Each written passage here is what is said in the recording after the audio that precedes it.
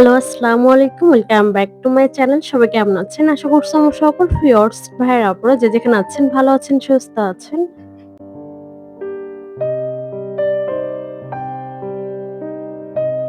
বরাবরের মতো নতুন একটি ভিডিও নিয়ে হাজির হয়ে গেলাম। আশা করছি ভালো লাগবে। অবশ্যই ভিডিওটা শেষ পর্যন্ত দেখবেন। কুরবানির আগের দিনটা কিভাবে কাটালাম তা নিয়ে থাকছে এই ভিডিওটা। যেহেতু কোরবানি ছিল প্লাস হচ্ছে একটু ঘোরাঘুরি, খাওয়া-দাওয়া এর জন্য লেট হচ্ছে আমি ভিডিওগুলো এডিটিং ভয়েস ওভার দিচ্ছি।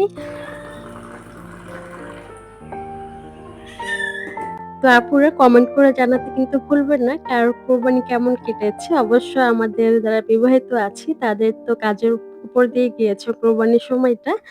তারপরও কেমন কেটেছে পরিবারের সাথে অবশ্যই কিন্তু কমেন্ট করে জানাতে ভুলবেন না। তো কোরবানির আগের দিন এখানে যে ঘর পরিষ্কার তো আগেও করে নিচ্ছিলাম বাট এখন হচ্ছে আবার একটু করে নিচ্ছিলাম। বেডশিট এগুলো তুলে দেন হচ্ছে সবকিছু ঝেড়ে এগুলো আগে থেকে ওয়াশ করেছিলাম।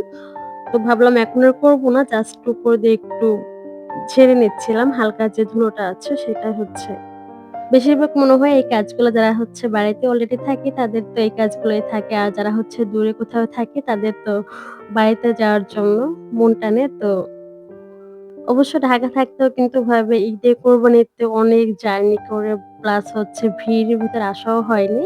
হয়তো ঈদের পরে আস্তে ধীরে আসা হয়েছে। তো এখন যেহেতু গ্রামেই আছি তো এখন সেই ভিড়ের ভিতর কিংবা হচ্ছে অনেক কষ্ট করে কিন্তু আসার সেই নেই। যারা আসে তাদের তো অনেক কষ্ট হয় অবশ্য।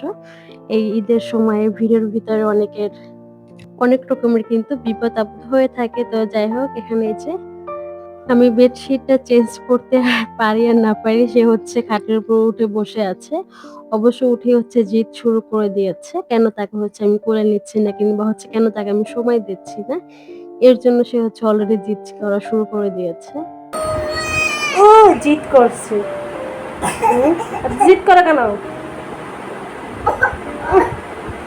খালি রাগ। বসে, বসে শুধু রাগ।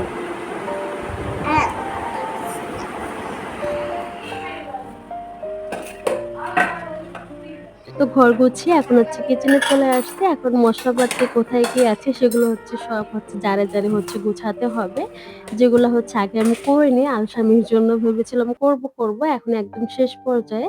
এখানে চিনি হচ্ছে বড় বয়েমে এনে রেখে দিয়েছিলাম। এখন হচ্ছে কিচেনের কর্নারে রেখে দিচ্ছি। দেখেন অলরেডি কিন্তু অনেকটা পড়ে গেল। অবশ্য কিন্তু এখন অনেকটা কিন্তু কালো পিঁপড়ে এসে জমা হবে এখানে। কেন চিনির ঘ্রাণে কিন্তু তারা চলে আসে। তো যাই হোক এই সাইডটা হচ্ছে ক্লিন করে দেন হচ্ছে এখানে হলুদ, মরিচ, ধনিয়া দেখলাম এগুলোও কিন্তু সে জারের গুলো।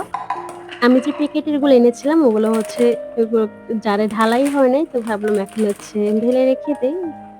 অবশ্য আমার যে জার এখন কিন্তু এই টাইপের আরএফএল জার কেউ কিন্তু বেশিরভাগ ইউজ করে না। সবাই কিন্তু কাঁচের কিংবা হচ্ছে সিরামিক এই টাইপের কিন্তু জারগুলো ইউজ করে থাকে। বাট এগুলো অনেকদিন আগে নিয়েছিলাম। বেশ কিন্তু সুন্দর যখন নিয়েছিলাম বেশ সুন্দর লাগতো। এখনো বেশ সুন্দরই লাগে।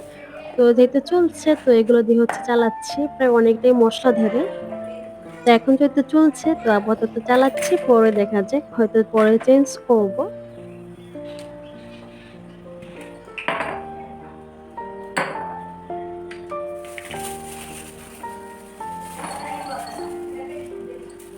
আর তার সাথে এখানে টুকিটাকি মসলা ছিল যেরকম বাদাম, কিশমিশ, সেমাই যেহেতু রান্না করব সন্ধ্যার দিকে। আমি হচ্ছে ঈদের আগের দিন হচ্ছে রাতে সেমাই, পায়েস যা রান্না করব সেগুলো হচ্ছে রান্না করে রেখে দেই।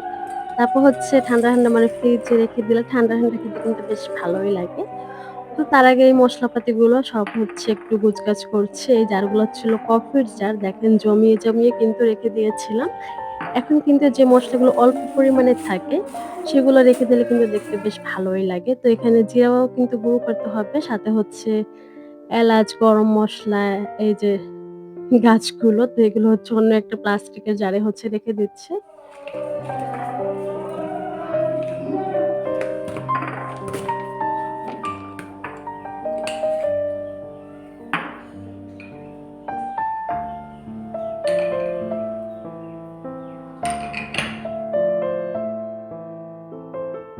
তো মোটামুটি গোছগাছ শেষ করে তাড়াহুড়ো করে হচ্ছে দুপুর রান্নাটা শেষ করেছি। এখানে মাছ নিয়েছিলাম। সেই সাথে হচ্ছে কার্পু মাছ ছিল, তার ডিম ছিল। তো ডিম, মাছ সব একসাথে নিয়ে নিয়েছি। এগুলো হচ্ছে বেগুন দিয়ে হচ্ছে রান্না করে নিবো।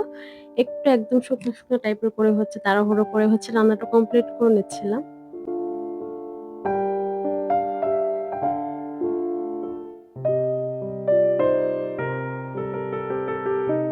এরপরে সন্ধ্যার দিকে হচ্ছে রাইস কুকারে এখানে পায়েসটা বসিয়ে দিয়েছি। যেহেতু রান্না করতে অনেকটাই সময় লেগে যাবে।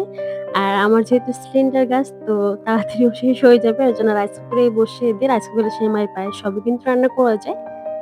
আর সেমাইটা হচ্ছে জাস্ট আমি চুলাতে রান্না করে নিচ্ছিলাম। দুধটা প্রায় জ্বালিয়ে নিয়েছি। এখন হচ্ছে আমি লাল সেমাইটা রান্না করব। ক্ষীর কোরমা টাইপের করে নিব। এটা খেতে কিন্তু বেশ ভালোই লাগে। নরমালি লাচ্ছা সেমাইয়ের থেকে এটা খেতে আমার কাছে খুবই ভালো লাগে। তো এভাবেই হচ্ছে রান্না করে থাকি। তো এখানে ফার্স্ট অফ অল হচ্ছে ঘি দিয়ে তো এখানে ড্রাই ফ্রুটস গুলো ফার্স্ট অফ অল হচ্ছে আমি ঘিতে ভেজে নিয়ে দেন হচ্ছে এখন সেমাইটা ভেজে নিচ্ছি একটু ব্রাউন কালার টাইপের করে। একদম ছোট, ছোট করে রেখেছিলাম। তো এখন হচ্ছে একটু ঘিয়ের সাথে ভেজে নেব। খুব সুন্দর কিন্তু একটা অলরেডি স্মেল আসতেছিল। এরপর এখানে ভাজা সেমাইটা হচ্ছে দুধের ভিতরে এড করে দিব তাহলে কিন্তু হয়ে যাবে। তারপর এখানে ড্রাই যে বাদাম, কিশমিশ এগুলো ভেজে রেখেছিলাম সেগুলো হচ্ছে এড করে দিচ্ছি। এখন সবকিছু ভালো করে ৪ থেকে ৫ মিনিটের মতো ভালো করে কিন্তু জ্বালিয়ে নিলে কিন্তু সেমাইটা হয়ে যাবে। এটা হচ্ছে খুবই মজাদার একটা সেমাই। মানে লাচ্চা সেমাই অনেকে পছন্দ করে বাট আমার কাছে কেন জানি ভালো লাগে না। তো এই সেমাইটা খেতে বেশ ভালোই লাগে। আর সেই সাথে কিন্তু এখানে পায়েসটাও হয়ে গিয়েছে। দেখেন কত সুন্দর একটা অলরেডি কালার চলে আসছে। সেই সাথে এখানে হচ্ছে আমি একটু গুঁড়ো দুধ এড করেছি তাহলে টেস্টটা কিন্তু আরো বেশি ভালো আসে। তো সব মিলিয়ে আমার কিন্তু রান্নাবান্না শেষ। তো বেশি কিছু করিনি। জাস্ট সেমাই রান্না করেছি আর সাথে হচ্ছে পায়েস করেছি। এগুলো হচ্ছে আমি অন্য বাটিতে বেড়ে রেখেছি। প্রায় ঠান্ডা হয়ে গেলে একদম গরম অবস্থায় তো ফ্রিজে রাখা যায় না। একটু ঠান্ডা হয়ে আসলে দেন হচ্ছে আমি নরমাল ফ্রিজে রেখে দিব। তো ঠিক আছে চলেন আজকের মতো ভিডিওটা এখানে শেষ করে দিচ্ছি। আল্লাহ হাফেজ। আসসালামু আলাইকুম অ্যান্ড থ্যাংকস ফর ওয়াচিং।